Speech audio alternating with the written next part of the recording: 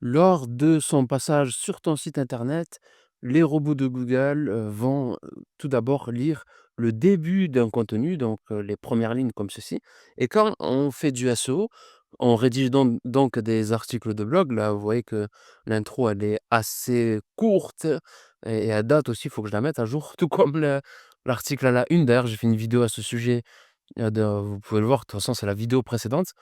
Et donc, le sujet du jour, c'est comment rédiger une bonne introduction à l'aide de ChatGPT en mode gratuit. Je vous ai pour ça préparé un prompt où je vais vous donner la structure d'une bonne introduction pour faire en sorte que Google apprécie ce qu'il y voit, mais également et surtout que les internautes y ont aussi pour leur compte et qu'ils aient envie de continuer à lire la suite de votre contenu. Apprendre, pratique facilement, avec plaisir, prendre l'habitude d'être rentable avec MyBoutique.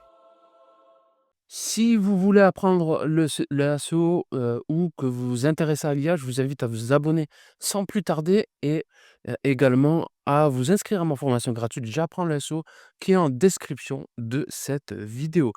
Pour le sujet du jour, pour rédiger une bonne introduction, pour vos articles de blog, je vous mets ce prompt en description aussi de cette vidéo et donc le prompt est le suivant, ça marche avec, la version gratuite de ChatGPT. C'est pas le meilleur prompt du monde, mais il fonctionne super bien, donc je me suis dit: «Je vais vous le partager». Donc le début du prompt fonctionne comme ça: «Donne-moi une introduction d'article de blog sur le sujet suivant en prenant en compte ma structure ci-dessous». Donc le sujet, vous mettez ici le vôtre, le sujet de votre article de blog et ensuite, là, vous ne changez rien d'autre dans le prompt que vous allez coller, il y aura écrit ça: «Ma structure d'introduction d'article de blog». Faut mettre les 2 points là, je sais pas pourquoi je les ai supprimés. Tout d'abord, la première phase va répondre à la question posée. Ensuite, on va apporter des précisions. Ensuite, on va ajouter du suspense, une intrigue pour donner envie de lire. Heu, Là, je lui ai donné un exemple pour, qu'il puisse se projeter, qu'il puisse, nous, donner, une introduction dans le format que je souhaitais qu'il nous donne. Donc l'article de blog en exemple, c'est: «Quels sont les bienfaits de l'huile d'argan?» Donc il aurait dû répondre à la question comme c'est dit ici.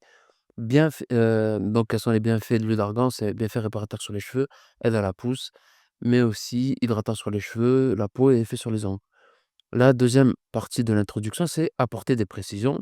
Cela s'explique par la présence de telle ou telle vitamine. Le La troisième partie de l'introduction, c'est du suspense, de l'intrigue, donner envie de lire.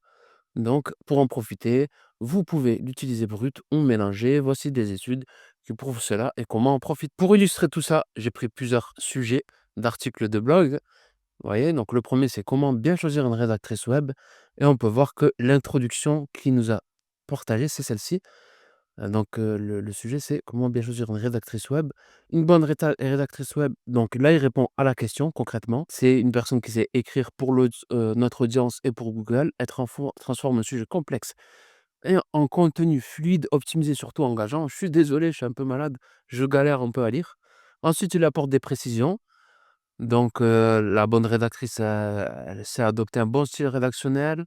Elle a une compréhension du SEO, une autonomie et cetera et là, il va ajouter du suspense, de l'intrigue. Alors, comment ne pas se tromper? Quels signaux pour opérer et éviter les mauvaises surprises et cetera. Voilà, je vous laisse lire en détail en faisant pause, mais vous voyez, c'est super. D'ailleurs, les intros que ChatGPT va vous rédiger, ne faites pas copier-coller. En fait, ça va vous servir, vous, de matière pour savoir quoi raconter dans vos articles de blog et la bonne structure qu'il faut avoir. Vous voyez là, il y a la structure en 3 temps. Vous, inspirez-vous de ce que ChatGPT dit, mais peut-être que les infos qu'il vous donne ne sont pas les bonnes. Donc dans ce cas-là, je vais copier-coller ce script et on va faire un test en direct, je ne l'ai pas fait. En tout cas, à chaque fois que ChatGPT vous donne une réponse, c'est seulement une source d'inspiration et pas une base sur laquelle il faut rédiger. Je vais appuyer sur la partie rechercher pour voir si l'introduction qu'il va me proposer va être différente. Pour, en fait, là, je lui ordonne d'aller faire ses recherches sur le web pour me répondre. Donc, on lance la génération juste ici. Je crois qu'elle est rapide, on va pouvoir rester là. Ouais, donc voilà, il a déjà recherché. Celle qui comprend ta vision, maîtrise le SEO et c'est captiver ton audience. Donc, c'est un peu plus, c'est mieux écrit, mais c'est différent en fait. On aurait pu très bien exploiter cette version-là. Elle est plutôt pas mal. Là, elle va un peu plus à l'essentiel. Mais comment s'assurer de faire le bon choix?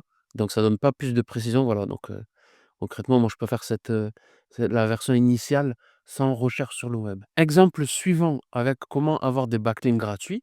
Donc là, il nous donne des techniques pour avoir des backlinks gratuits avec les annuaires, les partenariats ou les publications invitées. C'est les articles invités en fait.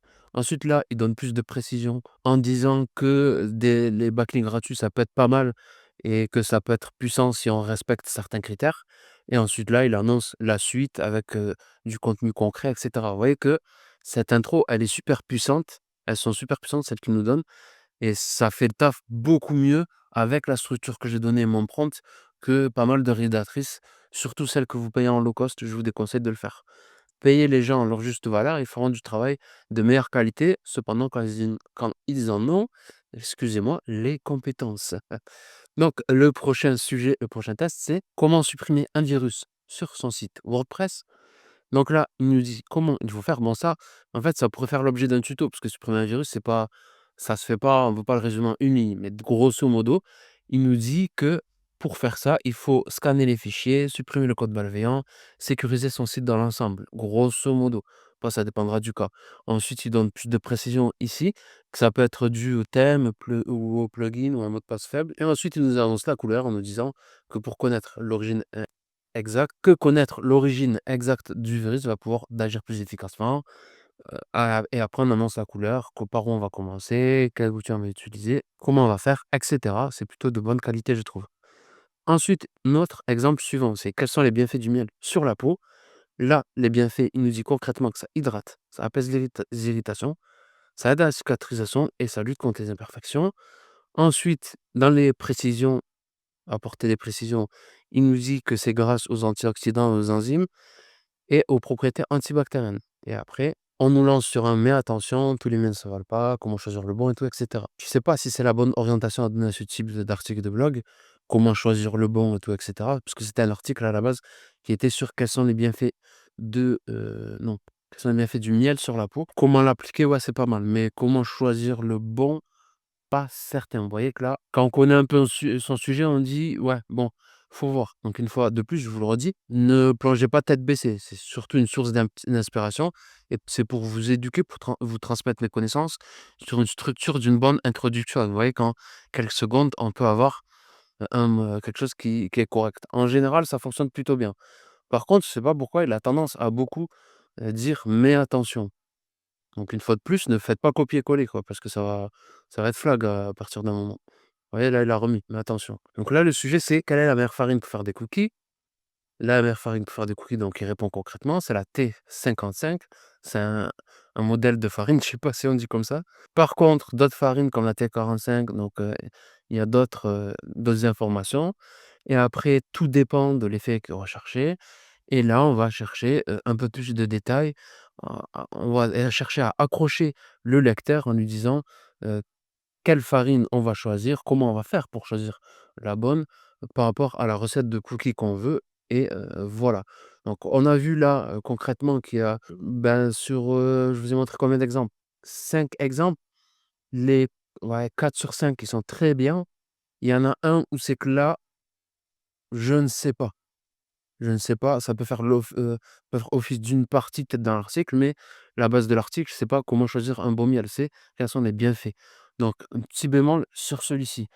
Je vous invite à faire donc du coup les tests en prenant le prompt qui est en description de cette vidéo et également à vous abonner pour, recevoir des notifications quand je sortirai des prochaines vidéos dans ce style-là. Vous voyez que ça a été assez rapide. C'est un tout petit tuto, mais c'est avec plein de petits tutos comme celui-ci qu'on va réussir à avoir un bon, référencement naturel. C'est assez puissant de faire de grosses intros comme ça.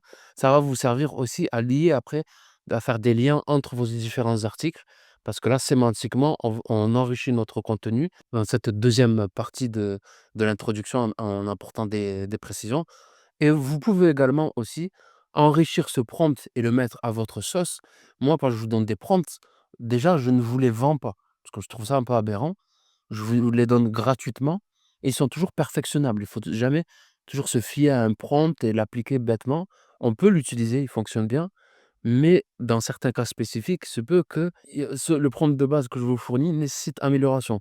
Dans ce cas-là, n'hésitez pas à toucher à la structure, à faire des tests et à avoir votre propre prompt qui fonctionne dans votre thématique. Voilà, c'était tout pour cette vidéo. N'oubliez pas de me laisser un petit like. J'espère qu'on atteindra 10 likes sur cette vidéo et je vous dis à la prochaine pour une nouvelle vidéo.